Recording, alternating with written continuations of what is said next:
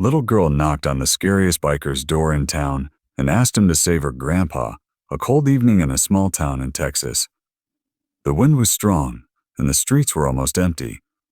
Inside an old roadside garage, a tall biker named Mike was closing the shop for the night. Mike was known around town as a tough guy. Long beard, leather jacket, tattoos on his arms. Most people crossed the street when they saw him, just as he was about to lock the door. Knock. Knock. Knock. Mike frowned. "Who's knocking at this hour?" he muttered. When he opened the door, he saw a little girl standing outside. She looked about 7 years old.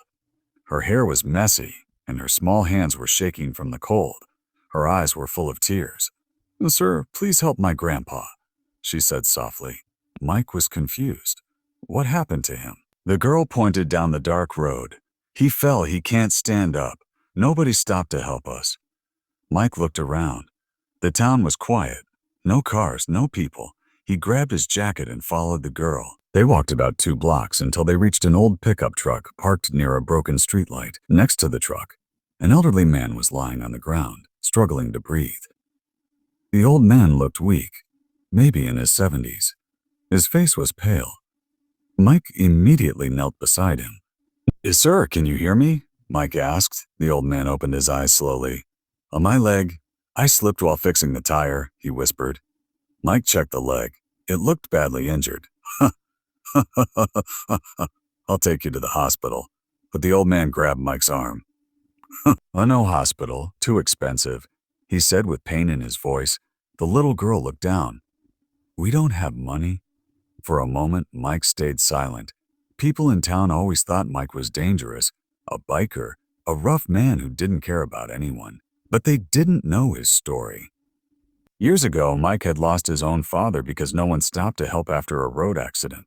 He never forgot that day. Mike looked at the little girl. "What's your name?" he asked. "Emma." "And your grandpa?" "His name is Robert." Mike took a deep breath. "Well, Emma, tonight you knocked on the right door." He carefully lifted Robert into the back of his truck and told Emma to sit in the front seat. The small truck roared to life as Mike drove quickly toward the nearest hospital. During the drive, Emma held her grandpa's hand. "Grandpa, you'll be okay," she whispered. Mike kept his eyes on the road. 20 minutes later, they reached the emergency entrance.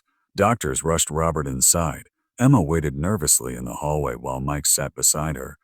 After some time, a doctor walked out. "He'll be okay," the doctor said. "May broken leg, but nothing worse. You brought him just in time." Emma's face lit up with relief. Thank you," she said, hugging Mike tightly. Mike looked surprised. He wasn't used to hugs. Then the hospital receptionist came over. "Someone needs to fill the paperwork and payment," she said. Emma looked worried again. Before she could say anything, Mike stepped forward. "I'll take care of it." He paid the hospital bill quietly. A few hours later, Robert was resting safely in a hospital bed. The old man looked at Mike with grateful eyes. "Ozan, why would you do all this for strangers?" "What?" he asked. Mike smiled gently. Because once nobody helped my father," he said. "I promised myself I'd never let that happen to someone else."